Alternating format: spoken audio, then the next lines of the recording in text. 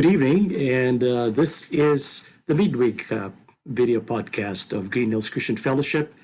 And I'm Eric Dizon. I'm one of the pastoral staff here at Green Hills Christian Fellowship, or GCF for short. And I'd like to welcome you once again for an hour of conversation. We've been talking about belonging for the past couple of months and the sense of community or community life. And listening is one of the components of community life.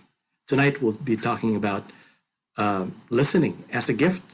And with me tonight, para po tulungan tayo sa ating kwentuhan ngayon, sa ating conversation, I'd like to welcome team members from our Emmaus Road Counseling Center here at GCF. I'd like to welcome the following people. We have Age Fabiliar, Glenn Francisco, and Cherry Basquenya. Cherry, did I pronounce your name correctly? Yes, Basquenya. All right. Baskin. Welcome, guys. Hello, good evening po.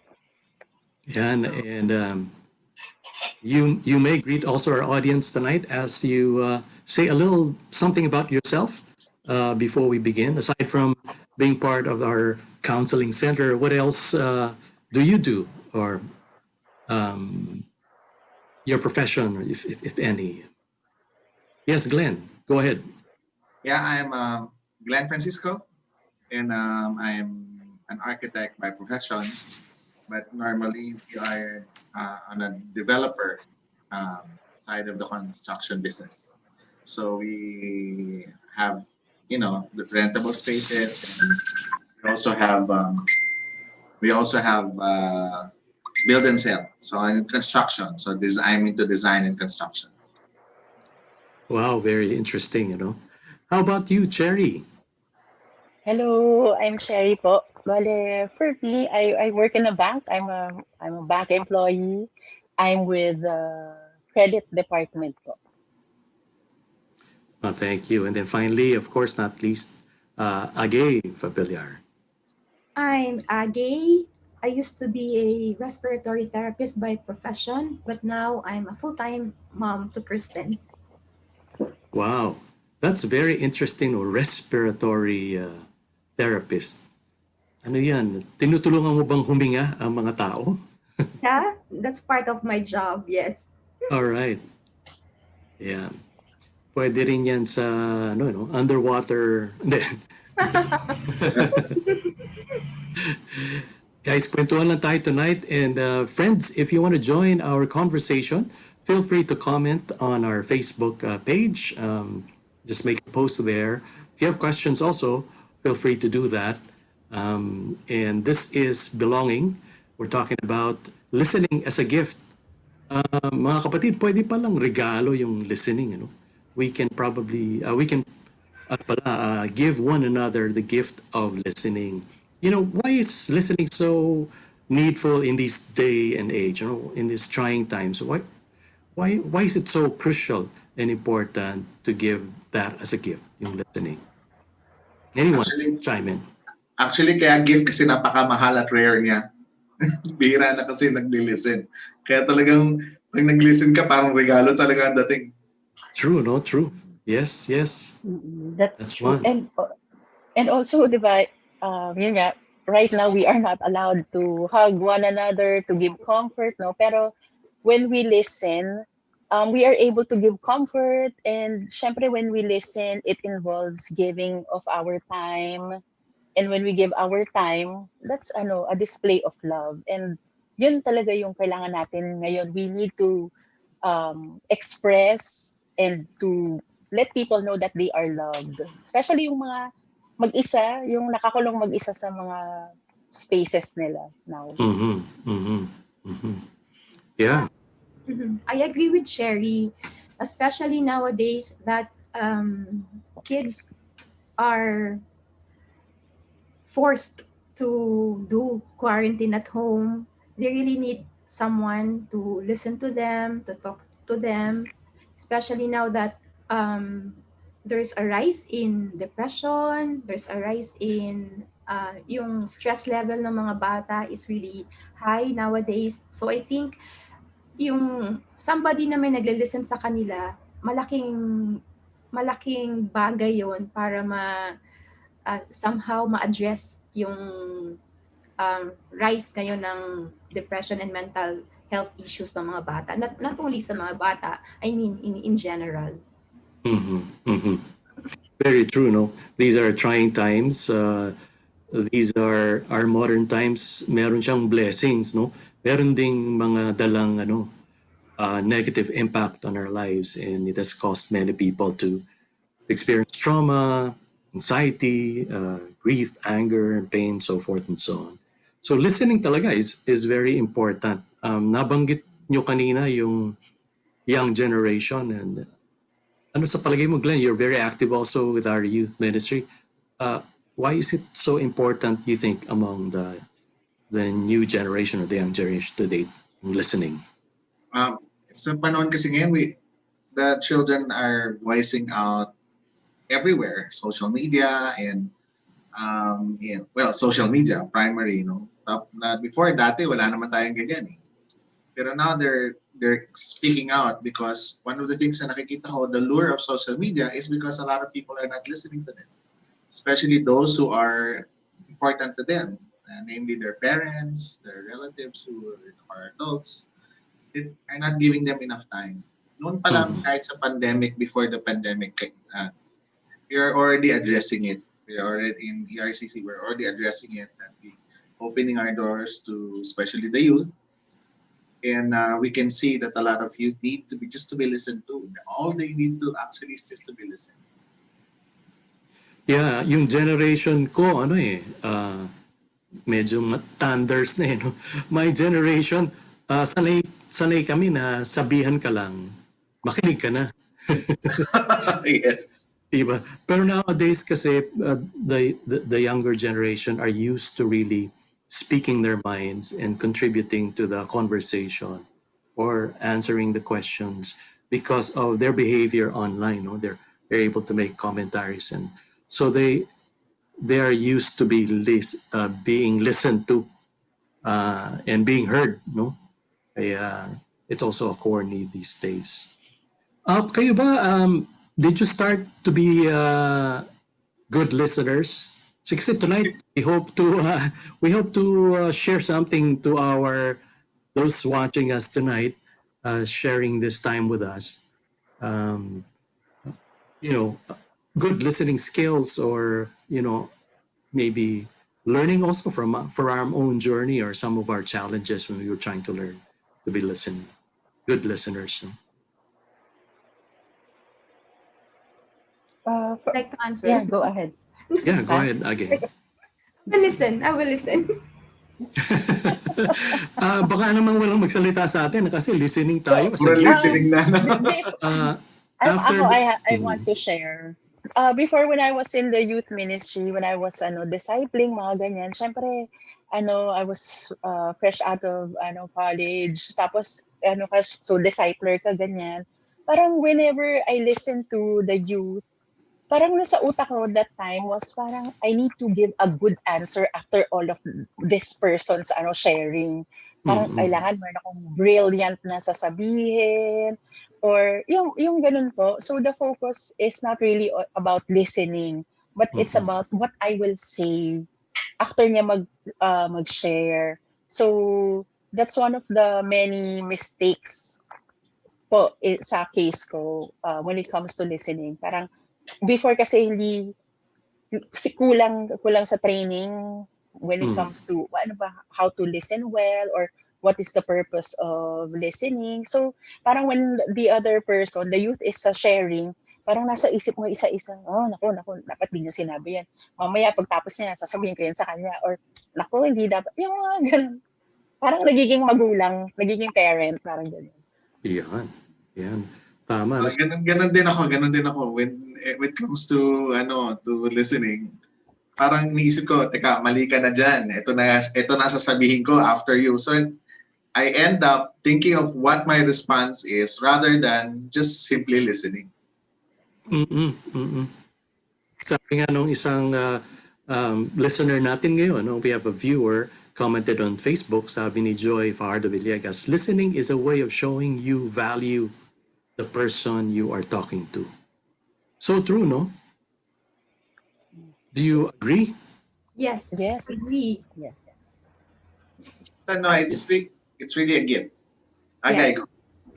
No, na-remember ko lang, as a parent kasi, I've learned a lot raising Kristen.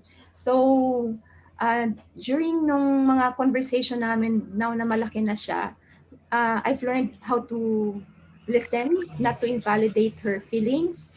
And I've learned na as a parent, may mga values tayo na kailangan natin talagang i-accept na outdated sila dun sa values na meron sila these days. But not compromising yung mga non-negotiable na Christian values natin. Like for example, lumaki ako na bawal sumingit when adults are talking. Hindi pwedeng mag-butt in when they're talking. Kailangan makinig ka lang. But nowadays, yung mga kids, hindi mo dapat silang i-repress kapag meron silang thoughts, meron silang ideas. Kailangan mo pang i-encourage sila to speak about Yes. those ideas. So, hindi ko pwedeng i-force sa kanya na, no, don't talk to nanay like that kasi kid ka pa lang. Hindi ganoon yung pagpapalaki sa kanila. So, and one more thing pa, hindi dapat natin silang i-patronize. Ayun ang, kasi ayaw nila yung ganung feeling na nape-patronize. Alam nila yun. Alam Yeah. nila. So, yun yung mga kailangan na maging open-minded ang parents dapat when they're talking to their children. So, kailangan mo ding mag-grow, kailangan mo ding i-unlearn yung mga dati mong natutunan. Like yung kay Cherry, ganyan ako before sa kanya. Talagang nakaka-relate ako na gusto ko kaagad i-butt in kung ano yung opinion ko, kung ano yung meron ka ng prejudice minsan dun sa sinishare sa'yo, pero mali nga pala lahat ng mga yon. Puro pala tayo talker, no? I learned how to listen well when I married. Pero so true, no? Kasi especially women, no? You need to read what is being said. You need to read and hear what is not being said. Yeah. Yes. You need to be discerning. Sabi ko, mahirap pala ito. It took me a while, even in my marriage, it took me a while to understand how to listen to her. It's really a skill, and each person is a little different in how they want to be listened to. So you have to know. Yeah. So listening is we are bringing out an important point. Or listening is very important in relationships, you know. Yes. All kinds of relationships, in fact. May art and science ng listening eh. Lalo na yung tinatawag nilang active listening. Yeah, tell us more about that. Ano ba yung tinatawag nating active listening? Agay, ikaw yan, ha? Ikaw nag-book. Apparently, you're quiet, but actually, you're not. Apparently, you're sitting still and doing nothing, but actually, nagmo-multitask ka inside you. Kasi andun yung mental aspect mo na you're trying to understand yung sinasabi ng person na yan, yung emotions mo involved kasi kailangan mong i-feel, ma-empathize mo yung sinasabi nung kausap mo. So actually, active yung body mo and yet nakasit still ka lang and you're listening. But actually, a lot of things are going on inside your body. Hindi lang isang aspect ng body mo yung nag-work, but actually, a lot of processes are going on sa body mo. Andun yung mental, andun yung emotional, andun yung kahit nga siguro I think yung psychological aspect kapag halimbawang masyadong traumatic yung sinishare sa'yo, affected ka rin somehow. So a lot of things are going on actually sa body mo when you're listening. Wow, so true, no? Minsan na kinakausap ako ng anak ko, yung older son ko. Salita siya ng salita, nakastare ako sa kanya. Pero wala ako nadinig. Bigla siyang nagsabi, "Did you hear what I just said?" And I was trying to recall what he said. Not recall, so I realized I was not listening. So I Ang had tawag po dyan, naka-screensaver yung ano niyo po. I It's had as to if may nangyayari, pero I had actually to wala. apologize eh. I had to apologize kasi sabi niya, "Sorry ka anak," and Presence I yung body explained why. natin, pero yung mind natin actually, it's upset, wandering Yeah. around. Diba? Screensaver.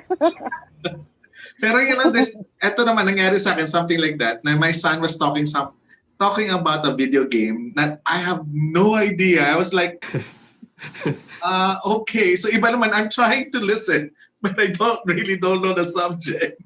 So parang ganun din. Are you listening? Nagpa-buffer yung brain. I'm trying to listen. I don't know what you're talking about. So medyo yung ganun. May Tsaka ganun din. pag wala kang reaction, no, din nila yun eh. Kaya nga importante yung sinabi ni Agi, active listening, no? Kailangan ini-engage mo rin yung sinasabi pala. You have to think, kasi when they're talking, they're also looking at you and say, "Are you listening?" Kasi that's also their question. They're questioning, is this person authentically is listening to me? So yung pag nod mo, proper nodding, proper hand gestures mo, or you ask question, shows that person that you're interested. Yung tama, kasi minsan nagsasalita siya tapos babatin ka, kahit anong question yun, pag mali din yung pagkabatin mo, parang di ka rin nakikinig, di ba? Yeah, so mukhang si Cherry ay talagang yung kanyang pangarap Nakikinig. natutupad ngayon to be a good listener. Oo. but Cherry, Tama yung mga sinabi nila. tell us about your journey about listening, no? Pero ka ba ring mga funny moments na gano'n or embarrassing moments na sinabi sa'yo o nahalata nung kausap mo na hindi ka nakikinig? Siguro with my Talagang nephew good naman. listener ka na. Yes. No, I mean with my nephew. Yung nephew ko kasi would share about yun rin mga games and I cannot really relate. So, makikita mo yung frustration sa mukha niya. Na parang, alam mo yun, parang, are you listening to me? Tapos minsan pinanood niya ako ng YouTube. Parang, this is my new, my game, the toy, yung parang Nintendo Switch ba yun? Wala talaga ako naintindihan eh. So sabi ko, palaro na lang. Nung nilaro ko, hindi ko rin na-gets eh. Tawa lang siya ng tawa. So, yun, yeah, listening, especially if you cannot relate, mahirap. Although yung what you mentioned kanina po, like how listening is important to relate in relationships, that is really true, even in the workplace. Kasi, listening is also learning. So, for example, in the workplace, we have a new process or we're going through something difficult, like naging work from home po kami ganyan, no? So, it's really important that you listen also to your team, your teammates, para malaman, no, parang what they are going through. And most of the time, the people on the floor, they have the best ideas on how to make things work. Kasi there are things na sa medyo mas mataas na level, yung mga boss-boss ganyan, hindi nakikita, pero sila alam nila. So you really need to listen so you understand. And then you get ideas. And it also builds relationships. For example, like you have a teammate na you're busy with work, yung pala something is bothering her. Like recently, natatawa ako kasi bigla akong sinabihan na, my mother-in-law is coming. Parang gano'n. So sabi ko, so parang biglang, yung pala that's bothering her. So sabi ko, oh, kailan? Next week. And then nagkwento na siya, yung mga experiences niya. So parang even though we are working, yung 5 minutes na nakinig ka sa kanya, it will help her kasi it also distracts her from the work. Syempre, nababother siya. And it also makes her feel na she can freely share. Parang mas nabibuild yung relationship, even sa relationship na in the workplace. So Wow. listening is really important. Nakakatuwa yun, ano? Yung context na yun. Sa workplace nga pala, no? Hindi lang sa home, in the workplace, it's so important to listen. Kasi you don't only learn, you also avoid mistakes. Kasi because you listened well. Listened well. So active listening is very important. How do you do that? You know, what how do you develop it? What are the things that you've learned in your own journey, in your own experience, in your own training on how to develop good active listening skills? Ano ba ang mga components niyan? Or what should you actually simply do to be a good active listener? Or to practice it? Agay, ikaw nag-suggest niyan. Ikaw nag-open yan. Ikaw mag-umpisa. Start at home. I think the Mm. best venue to practice good listening is at home. Actually, that's the hardest. It's at home. It's the hardest to tying up Cherry and Agay is, and what you say, Pastor, that no relationship can grow without listening. It's hard for you to grow a relationship, any kind of relationship, if you are not a listener. Tapos active listening, well, we have to understand what listening is. What then knowing what to do on. Actually, I think someone mentioned kanina na listening is an act of, I think there is it's an act of valuing that person. Mm. By it, when you love someone or when you are infatuated with someone like a preacher or someone, you're not natural yung instinct mo to listen. But you want to know, kasi you want to know what's going on with that person. Siguro it's your mindset and attitude that I have, in order for me to express my love for this person, or I have to listen to this person. Active is just simply being interested also to that person, because when you're interested, you start to listen. Very true, no? When you're engaging someone, minsan a person can say something hurtful or offensive. And biglang andan na yung you're ready to hit back, no? With a lot of words that's already boiling your mouth. Minsan nga hindi pa siya natatapos, talagang you butt in. But in that scenario, how will listening be profitable for you and for the one you're engaged with? That's a challenge, actually. Yes. Ano to? Ano argument ba to? You're in an argument? Pag inaarnag Parang ka, mahirap yan ganun ba? talaga. Oo. Yes, Okay, start. actually, sabihin na natin, may nang aaway sa'yo. Yeah. I think when you listen po, may kasama siyang respect eh. Parang when you listen to the other person, i-respect mo yung mga sasabihin niya. So when you listen, keeping that in mind that I respect this person, Yeah. then I think lang po makaka-help siya eh. Like for example, uh, I don't have a husband. Kunyari lang po. So, kunyari lang. Siyempre, di ba yung when you respect your spouse, so pag may sinasabi siya, because number one, you respect, you will listen muna.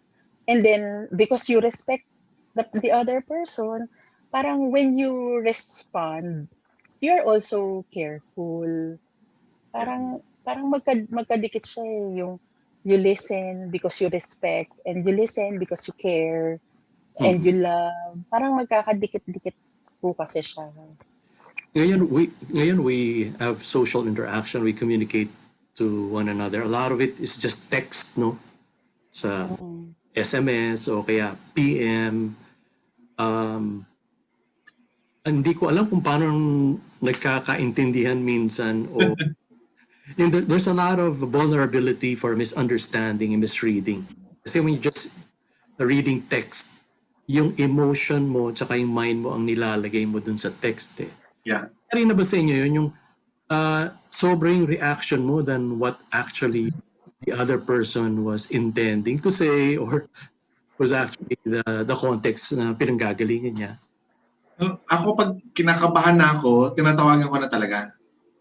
Medyo if I need to or I have to keep on asking questions.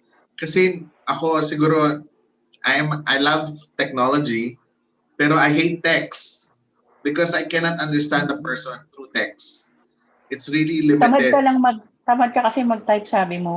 Tatamad. Wala akong kagana-gana mag-type, yung mga habang type. Tapos ayoko pa yung mga yung shortcut mo. Ayaw mo rin ng jeje mo na time. There you go. I O yung don't like that. sobrang letra, no? Mahirap kasing basahin. Ano post? Never argue through text. Never express yourself through text, especially kung negative na. It's better that if you really want to fix the relationship, kausapin mo, minimum is the voice. Pero mas maganda sana kung video. The best of course is personal. No? Pero never, kasi pastor, i-lift ko dun sa di ba meron na nagliligawan sa chat lang, I love you na, no? Yeah. Chat lang. Sabi ko, ano mo nakikita na yung tao is okay, di ba? Di ba right now, before panahon namin, siguro si Cherry hindi pa kasama, na tipong pag mangliligaw ka, pupunta ka doon sa babae at papakilala mo sarili mo or you will propose, di ba? Or you Ba't ka ba nagagalit? Marami tuloy nagkakagulatan ngayon no? Emoji lang ang katapat ng Ganyan pala ang ugali niya o itsura niya.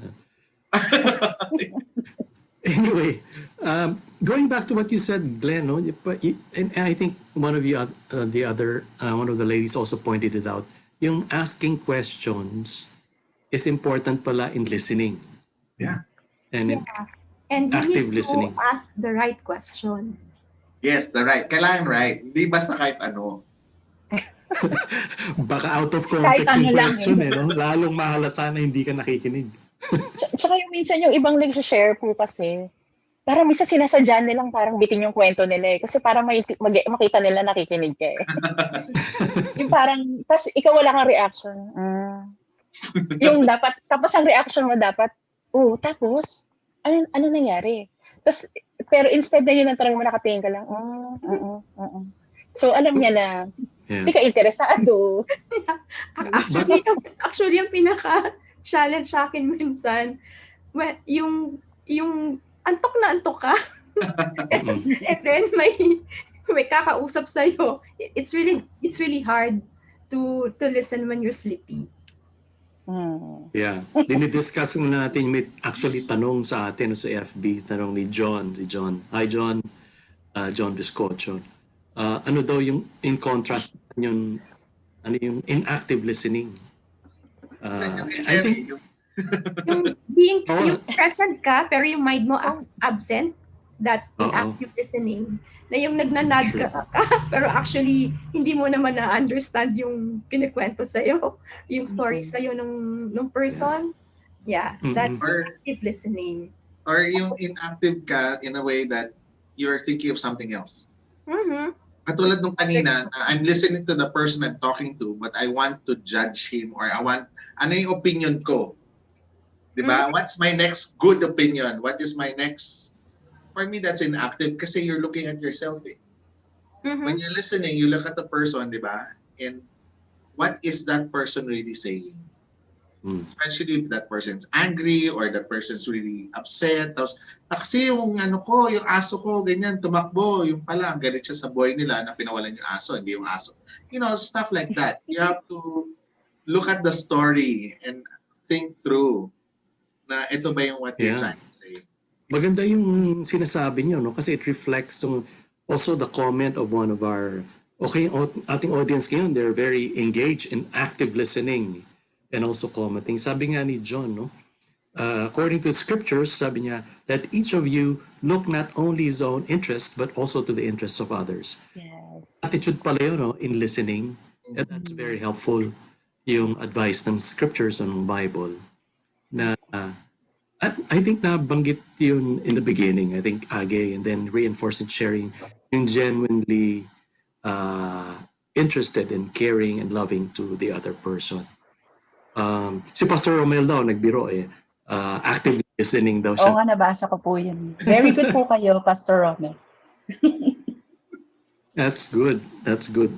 Wow, ang bilis ng oras natin. Naka 30 minutes na tayo. Friends, if you're listening, if you're giving us the gift of listening right now, feel free then to violate it and comment and questions on our Facebook page as we talk about listening as a gift, no? As a gift we give someone, especially in these trying times when a lot of people are hurting, a lot of people need a listening ear, someone to show them that they're valued, they're cared for, na hindi sila nakalimutan.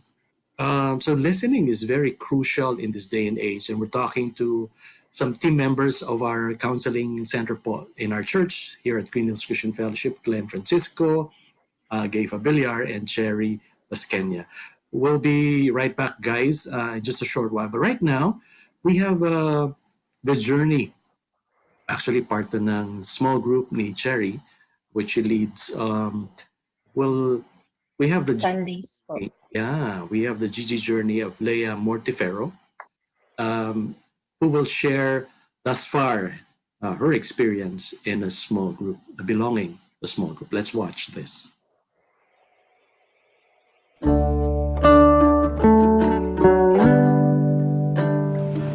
Hi, I'm Leia Jean Martifero, a member of Beauty from Ashes group since 2018.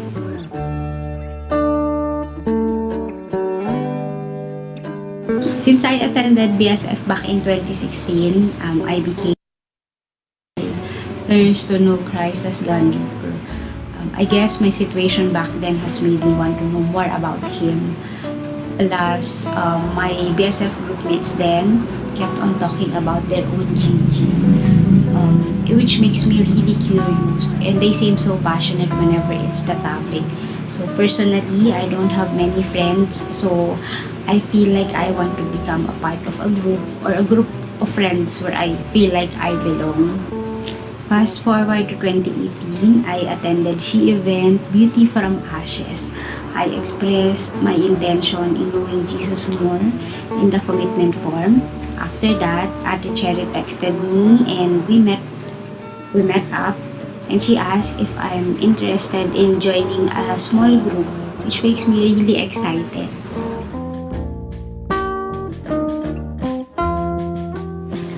What made me stay is because of the people. They're not just there to remind you of the Lord, verses, talking about the Bible, etc. Though it's what happens all the time. They will show you how to love the Lord through their actions. I am inspired to be like them, love the Lord without condition, to fully depend on Him when things get tough, to call and talk to Him of the things I can't voice out. Basically, they help me build a relationship with the Lord.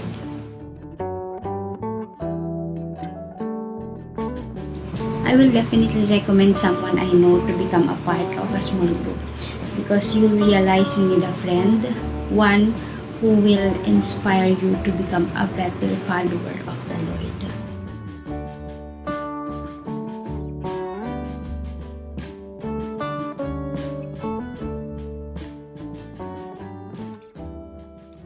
Yes, start your own journey of belonging. Sign up for a small group and to let us know if you need some help to be connected to a small group. In the context of our church, it's called a growth group, where we seek to grow. Grow is an acronym, actually, no, guys. Growing in God's Word, relationships, outreach, and worship. And we're talking to Glenn, Francisco, Cherry Basquenia, and Age Fabiliar. Nawawala si Age. Mukhang teka muna ha? Yan na. Yan. Ala ko ngumunguya ka eh. Na-off ng host yung video ko. Yan. Yan. And friends, continue our conversation on listening.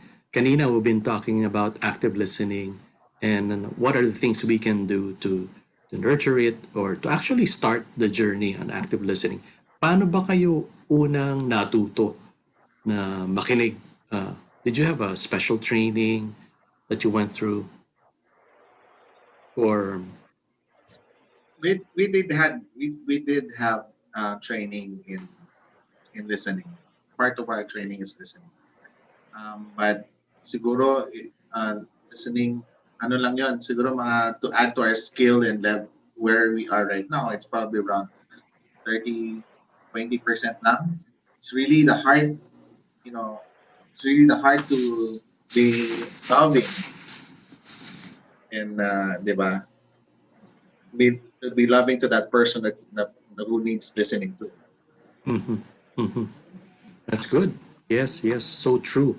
We also mentioned about asking questions. We also mentioned about mindset, no? Importante yung mindset. Let's paint some scenarios now of listening, no? Where probably some of you have gone through this. When you're actually coming alongside someone that is experiencing grief or maybe trauma, how do you listen in that context? And anyone can chime in. When someone is you encountered someone namatayan or been raped ng boyfriend or girlfriend, what Maraming si Agay ang maraming experience sa mga experience? Sige nga, sige nga. sa ganyan. Marami ka na nakausap na Not so many naman. not so many Pero, naman. Okay.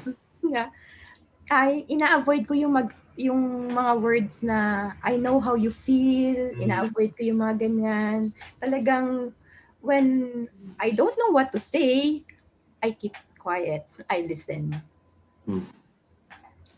There was one time, I yes. encourage the person to talk about her situation. And ina-avoid ko yung mga words na yun nga, hindi dapat sila, ayaw nilang i-patronize sila. So, ina-avoid ko yung mga questions na parang patronizing. And you simply listen and allow the person to pour out yung kanyang thoughts, kung yung emotions niya. Sometimes, they need somebody lang to be there habang nagka-cry sila. Yeah. And just by being there, silently, without doing anything sometimes is already enough. Bihira din ako na, for me, in my experience, bihira din ako na hindi, nag-grieve siya pero hindi niya kayang express. So I haven't really gone to that. Most of the people that went to just being there and just letting the person know that you're just there, willing to listen. Normally, they would, start talking and just let them talk. Kasi usually, they just want to get it out of their system. So, hira yung, kunyari, what happened, mga gano'n. Usually, what happened, what happened. Yung medyo factual muna, what happened, how did this come about, or what have you been doing lately. So usually, yun ang mga startup question ko, then they would start making kwento na. So, what they feel. And sometimes, kailangan mo ding i-consider na yung person na halimbawa na namatayan ng loved ones niya, ilang beses niya nang inuulit-ulit yung story na nangyari sa kanya. So ina-avoid ko na yung mga ganun, kasi actually tiring na rin for that person to say it again and again, kasi pag may dumarating na friend or guest nila sa service, same question yung kanilang tinatanong. So kung ikaw ay somebody na magle-listen sa kanya, I think you just let the person lang talaga na mag-talk to you naturally, spontaneously, kung ano lang yung kanyang gustong sabihin at that time. Kasi ayun nga, isipin mo na nabanggit niya na yun, kung pwede lang may tape recorder siya, i-record na lang niya, i-play na lang niya. Ganito yung nangyari sa kasi kalimitan, ganun yung ginagawa ng mga anong tawag sa naglalamay? Yung bumibisita sa lamay. So, yung questions na nakalang ina-ask. So, maging tayo doon, maging sensitive tayo doon sa mga questions na tinatanong natin. Yeah, I think it's also like what Joy is saying. Listening allows the person you're talking to to process by her or himself what they're saying, because they're also hear what they say. So that's part of na experience ko sa grieving, na yung when I'm helping a grieving person or a don, to just let it out, kasi they would say a lot of things na sometimes they wouldn't even mean, no? But the emotion gets out, and they would hear themselves, especially yung mga siguro, hindi naman siguro sa patay, but for example, broken-hearted or loss of a job or something like that, na it helps them process it. When they talk it out, it helps them process it. You're actually helping them to in yung what they feel inside and the pain that they're feeling. But when they listen to themselves, naiintindihan nila, nailalabas nila. Yeah. Parang naririnig nila yung sarili nila kasi. So naiintindihan nila. And not everybody that who comes to the counseling room is marirelate ng counselor. Na parang hindi naman lahat ng counselor naka-go through ng kung ano yung pinapagdaanan nila or what they went through. Yun nga, that's why you can't really say palagi na, oh, I understand exactly how you feel, no? Or sometimes parang when they're going through something na mabigat, parang you want to be able to say something na yung makakatulong sa kanila or makaka-enlighten sa kanila. I think one of the most important thing that you can do while listening is you pray. You pray for wisdom. Kasi when you are in that yung ganong ano ba tawag doon? Hindi siya occupation, in that ministry. So na you are doing counseling or listening to someone who is going through something. It's not about you. It's not. They don't really come to you because you are brilliant or magaling siya magbigay ng advice, no?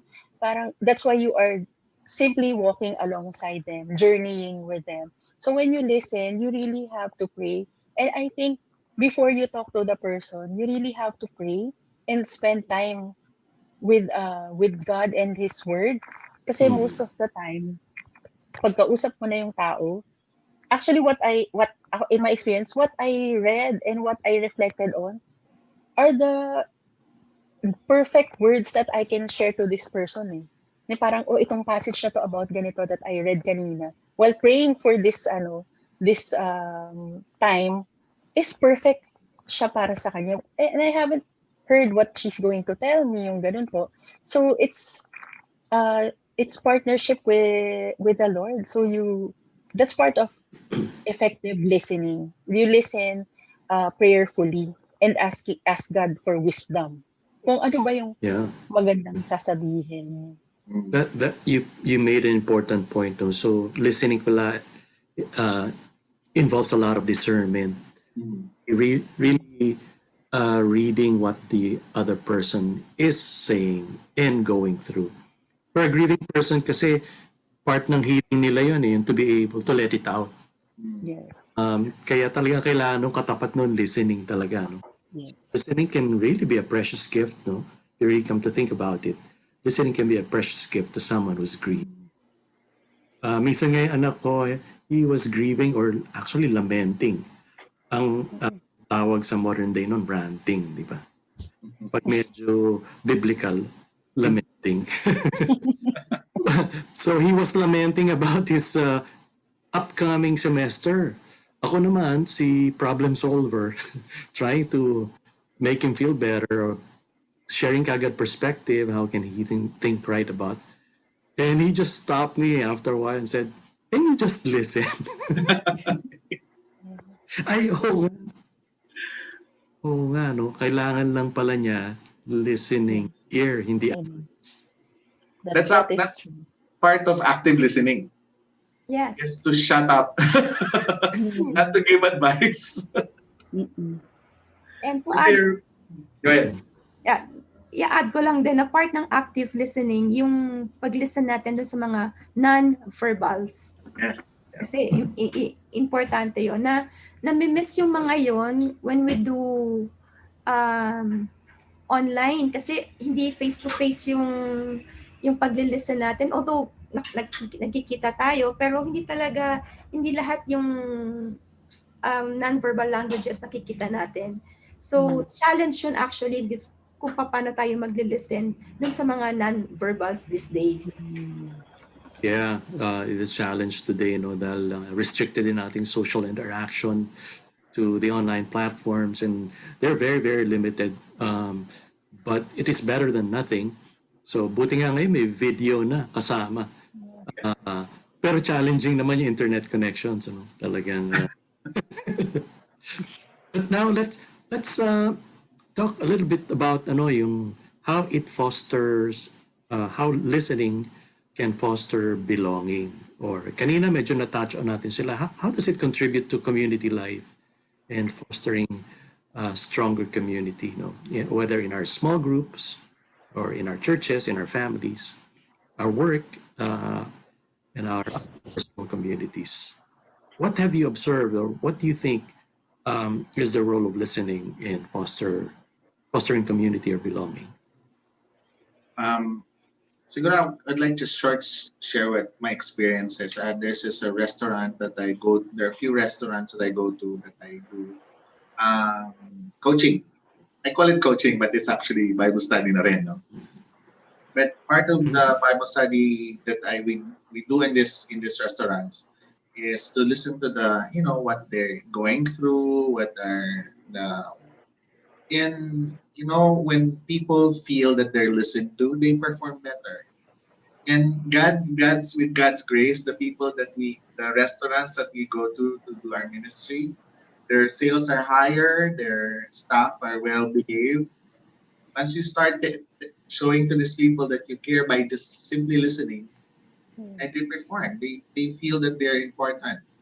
Siguro ganun din right now, and during not only outside but in the family, listening makes them feel that you're part of the family. You're being loved, you're being cared for. I think that's the most simple way of showing your love, but the hardest, probably one of the hardest, is to listen. So true, no? Not listening to someone, exclude that person, makes that person feel like uh, you're not interested in me, Yeah. or you don't care. Kasi, Yeah. because Go ahead. mahirap po kasi i-fake ang listening eh. Yes. Kasi kitang-kita sa mukha mo, kitang-kita sa response mo, 'di ba? Kitang-kita lahat eh. So it's really hard to fake sincere listening. So pag nakita nila po 'yon na genuine, na nakikinig ka, you're interested, you're giving your time, that is display of love, then the community nagiging mas united siya. Like, kunyari ako po, syempre I will go to a group wherein I know I am cared for, or people are concerned sa what's happening to me, or kung malaki man or maliit na problema, they want to listen, they want to care. So when the listening is sincere and it's healthy, then for sure talaga po mabubuo yung community. Ano nga ang sinabi mo? Ay, hindi. Joke lang. Ayan, ganyan po. Alam na. Sanay si Cherry dyan. Oo nga, ginaganyan po nila ako lagi. Pero napakaganda yung sinabi ni Cherry, no? We cannot fake it. Kaya it really should be driven from what's inside, no? Importante yung what's inside. And many of us, I think, want to serve people or minister to people. Lalo na in the church context, no? We really want to minister to people.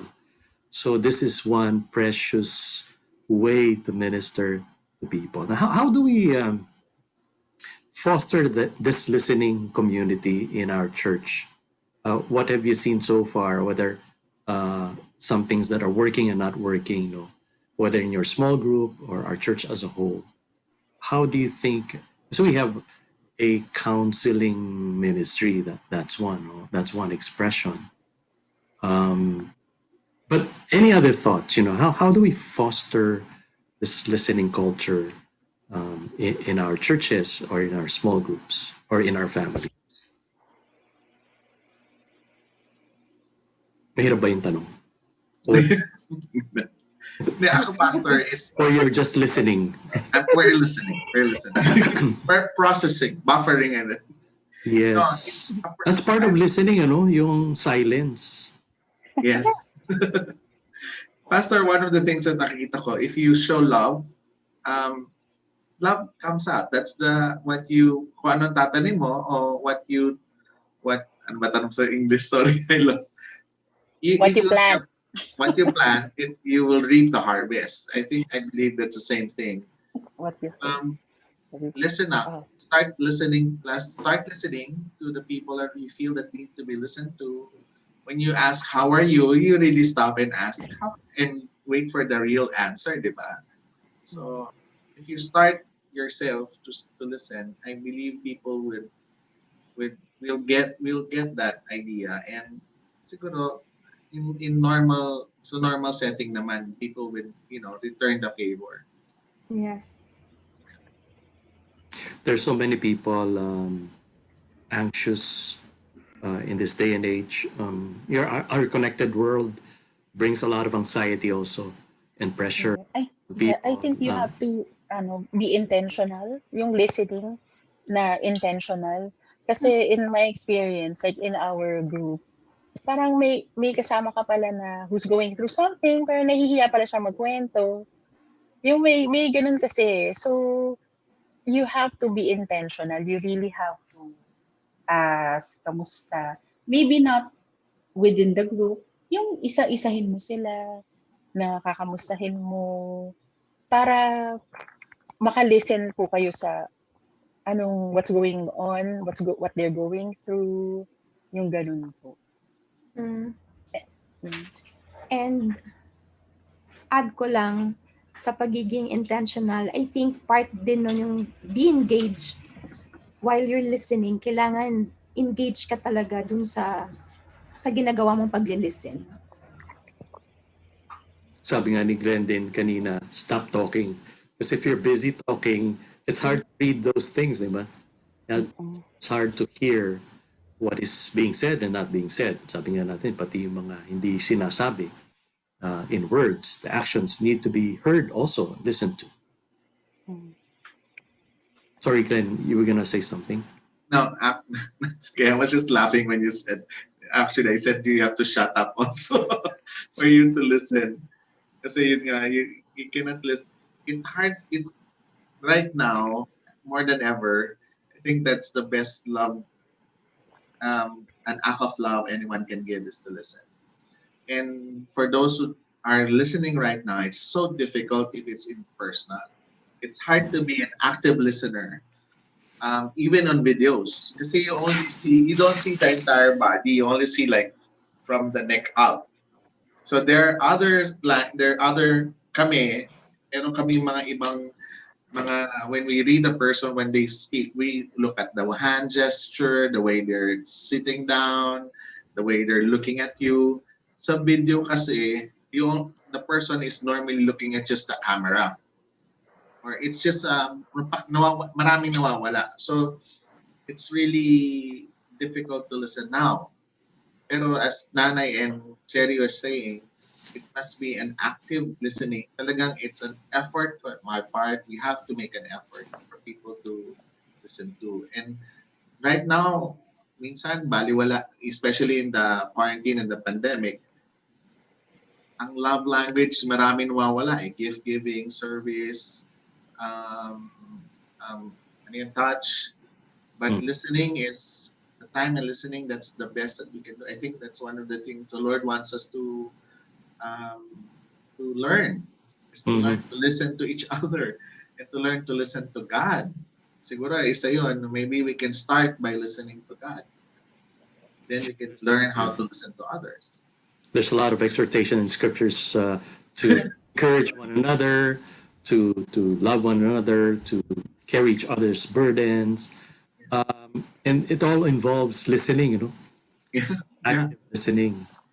Yeah. So it's in our church, that is in our churches, in fact, not just our church.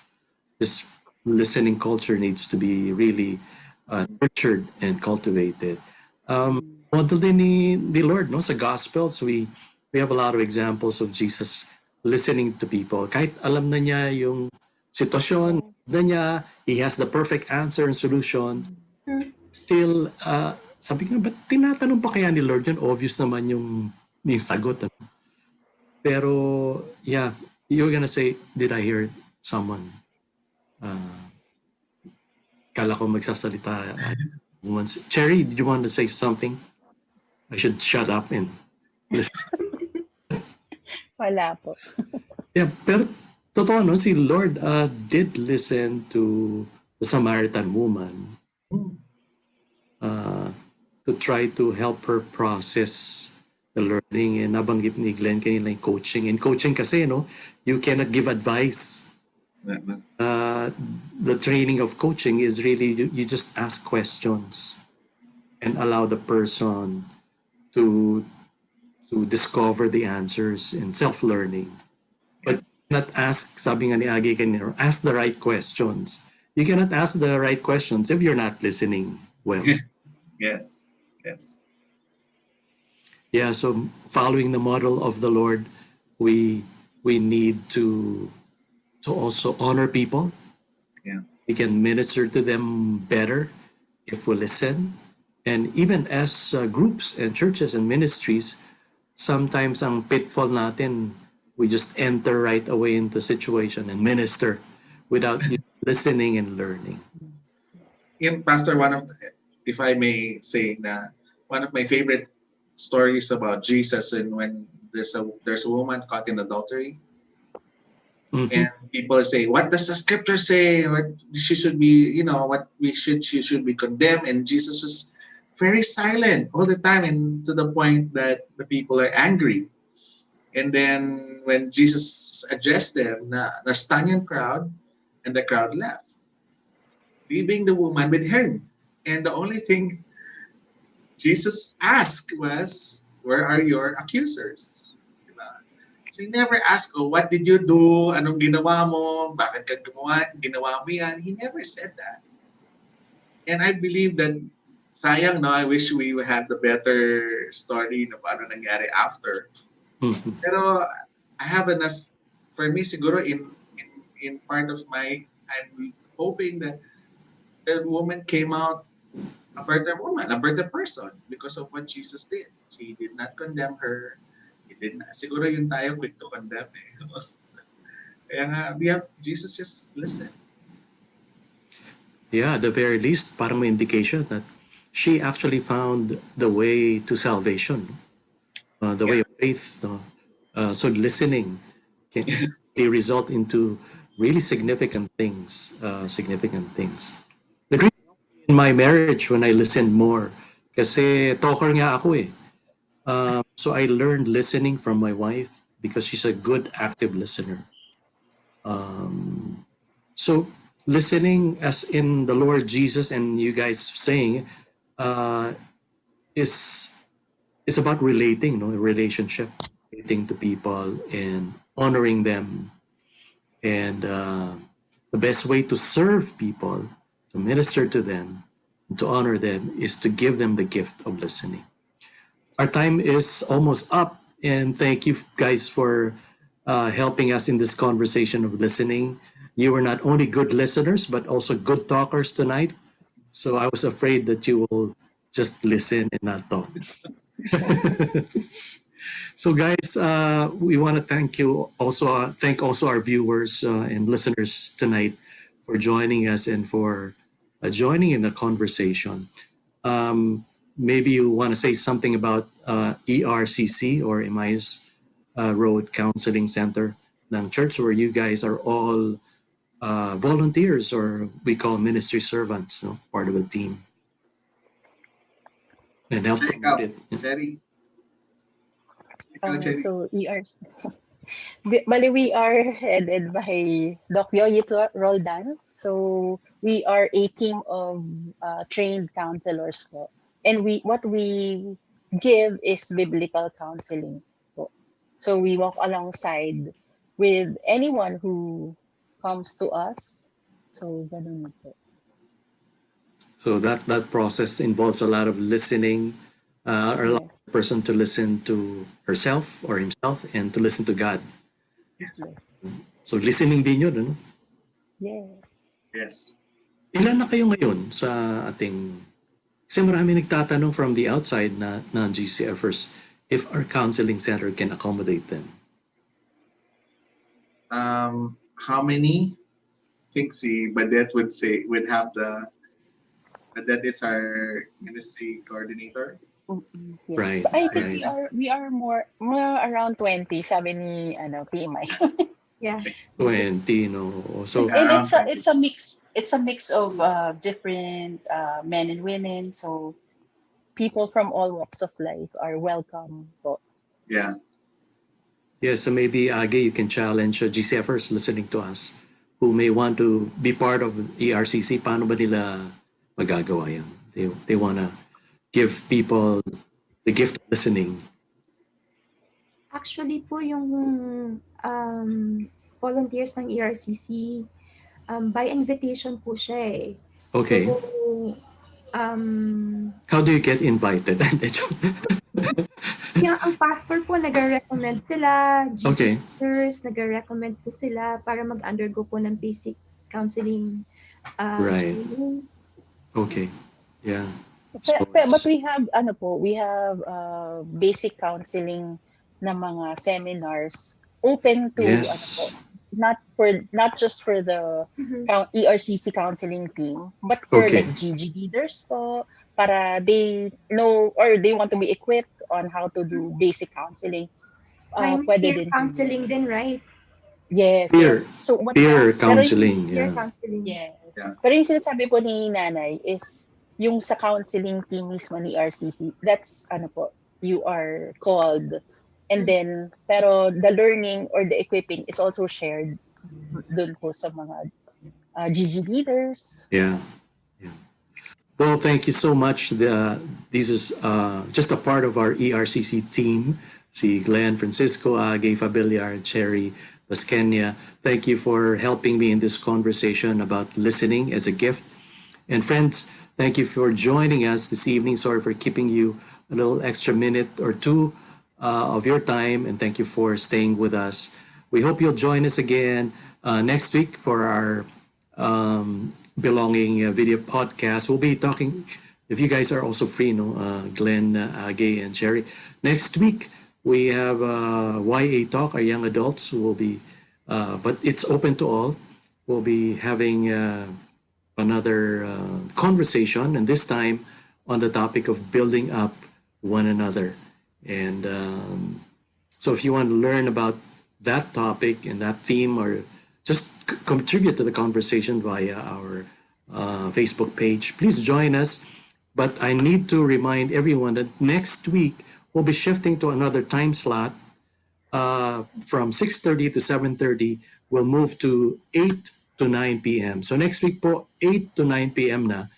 Of course, we'll be promoting that through our social media channels, ang ating Belonging Video Podcast.